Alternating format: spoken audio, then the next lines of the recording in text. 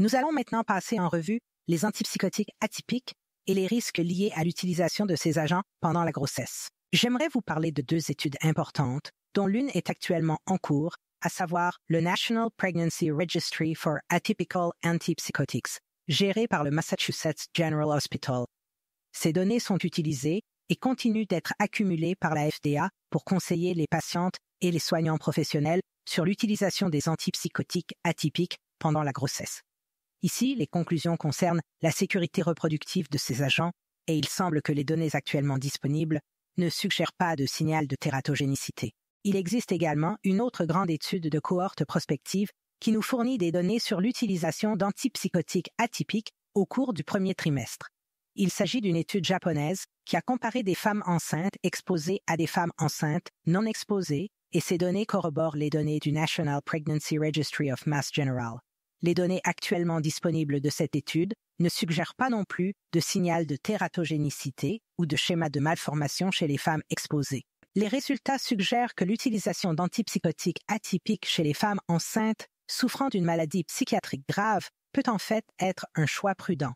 Je dois ajouter que lorsque nous examinons le passage placentaire des antipsychotiques pendant la grossesse, l'olanzapine est trouvé au niveau le plus élevé par rapport à l'allopéridol, qui est un peu moins élevé par rapport à la risperidone, qui est encore un peu moins élevé par rapport à la quétiapine. Ainsi, l'antipsychotique qui présente le taux le plus faible dans le sérum maternel, parmi ces 4, est la quétiapine. Ces données proviennent de Newport 2007, l'American Journal of Psychiatry. Mais nous recommandons toujours d'utiliser l'antipsychotique qui fonctionne le mieux pour le patient, et ce, en raison des données que nous avons obtenues de l'étude Mass General et de l'étude japonaise que j'ai mentionnée. En même temps, l'étiquetage de la FDA indique, pour tous les antipsychotiques typiques et atypiques, qu'il existe certains symptômes de PSE chez les nouveau-nés après l'accouchement, notamment l'agitation, l'augmentation ou la diminution du tonus musculaire et les tremblements, la somnolence, les difficultés respiratoires et les difficultés d'alimentation. Il est donc suggéré d'observer ces bébés dans une pouponnière de soins spéciaux pendant environ 48 heures après l'accouchement. Les points clés sont donc les suivants.